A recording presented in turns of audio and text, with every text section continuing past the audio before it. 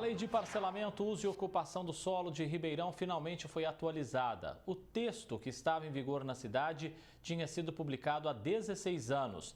Para especialista, problemas gerados pelo crescimento desenfreado do município poderiam ter sido evitados.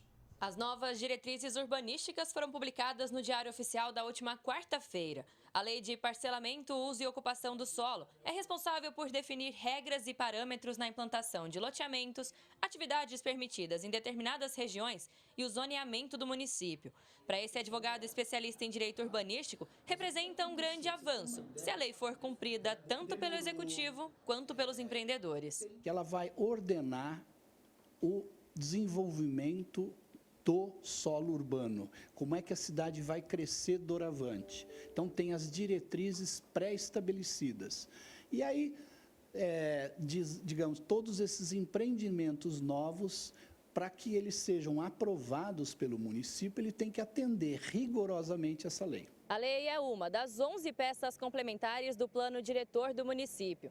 Todas elas estão sendo revisadas desde 2018, mas tiveram o processo atrasado por conta da pandemia.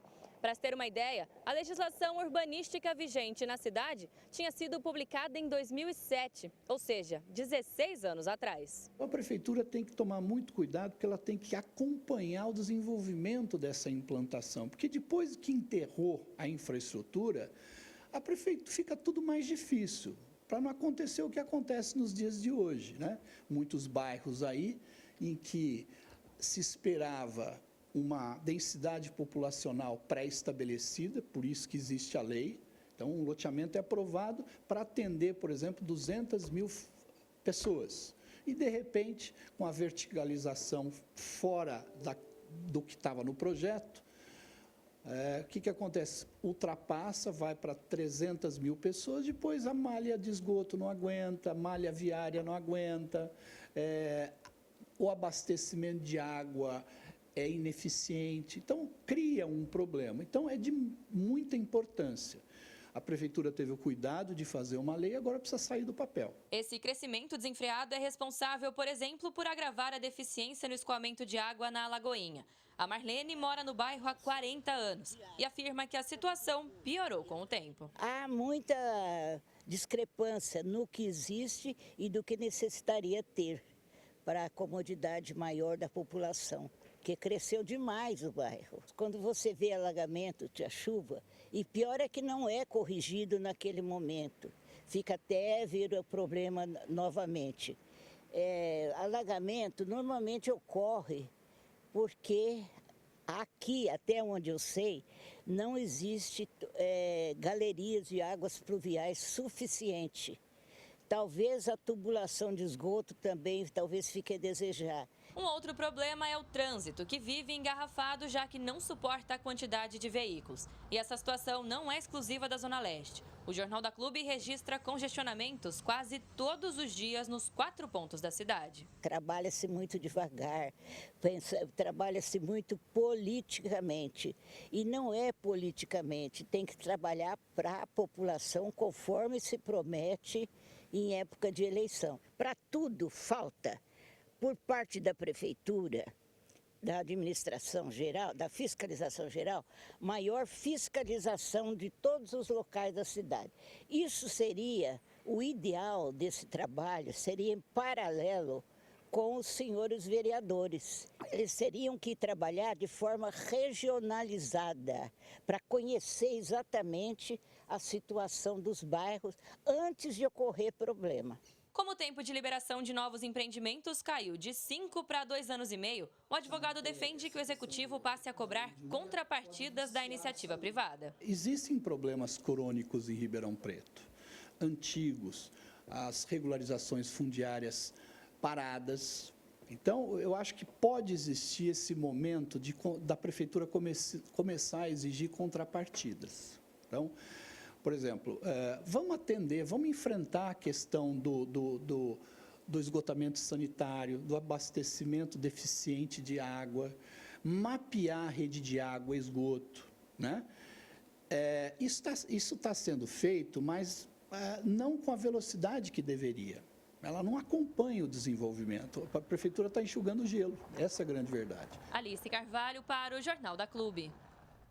Para falar mais sobre esse assunto, conosco no nosso núcleo de jornalismo está Marcelo Marini Pereira de Souza, professor de políticas ambientais. Professor, de que forma essas mudanças feitas na lei vão impactar a cidade? Uma ótima tarde ao senhor.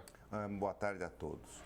Vão impactar demais, mas o primeiro ponto que essa lei traz, e nós estamos não discutindo de maneira adequada, é se realmente há necessidade dessa expansão nos limites, não apenas dos aspectos urbanísticos, portanto da área urbana, mas fundamentalmente da área de expansão urbana. Afinal, a Fundação SEAD, que é uma fundação do Estado de São Paulo que trata de vários assuntos, dentre eles a projeção de população, nós teremos em Ribeirão Preto um pico, mais algumas décadas, de 760, 770 mil habitantes. A partir daí, decai a população. Nós estamos com uma expansão urbana enorme e teremos, portanto, descontinuidades urbanas nesse processo. A prefeitura, a sociedade precisa tomar conta de imediato dessa questão, porque nós teremos a possibilidade de termos loteamentos afastados com uma infraestrutura caríssima que a prefeitura terá que tomar conta. Portanto, o primeiro aspecto é esse, a sociedade tem que estar alerta. A revisão dessa legislação demorou 16 anos para sair do papel. Isso significa, professor, que durante todo esse tempo a cidade estava sendo moldada em parâmetros inadequados?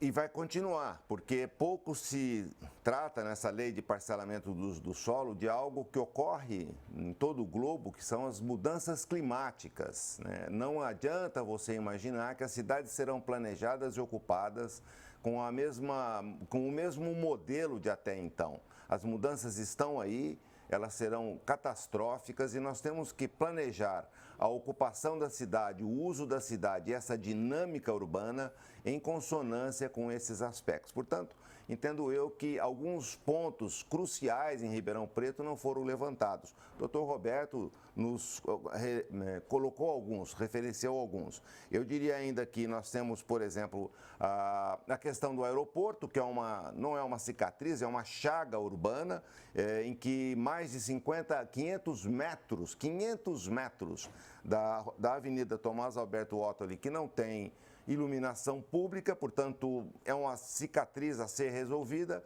e a lei atual e a que virá, portanto, está em estudo, ambas tratam esse assunto de maneira extremamente superficial e amadora. Professor, quando a gente ouve o que o senhor está dizendo e também o Roberto, a gente chega à conclusão de que esses bairros não estavam, então, preparados para um crescimento desordenado aqui em Ribeirão Preto?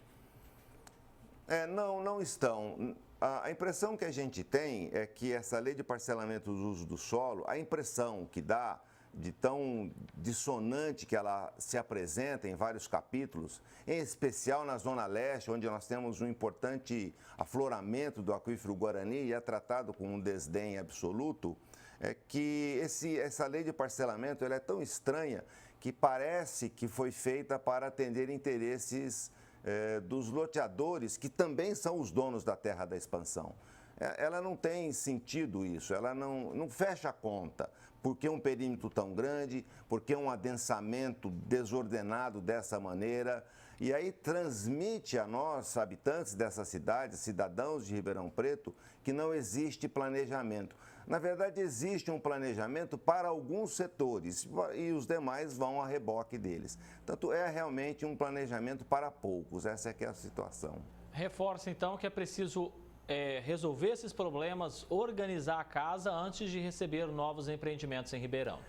O desafio é fazer essa organização em concomitância aos novos empreendimentos, né? Se você anda, por exemplo, pela zona sul de Ribeirão Preto, não existe o Cidade mais. É um loteamento claramente legal, porque as ruas são truncadas por um gradil, Portanto, se aprova algo e se constrói diferente, isso é uma descontinuidade urbana. A Ribeirão Preto precisa resolver essa situação. Não é possível você ter uma grande extensão como nós temos nesse tipo de ocupação. Não há cidade, essa é que é a realidade. É isso que precisa ser debruçado na lei de parcelamento do uso do solo. E não ficar disciplinando detalhes, precisa disciplinar o atacado, não é? Professor Marcelo Marini Pereira de Souza, professor de Políticas Ambientais, agradeço a presença do senhor aqui no Jornal da Clube. Um abraço. Um abraço a todos.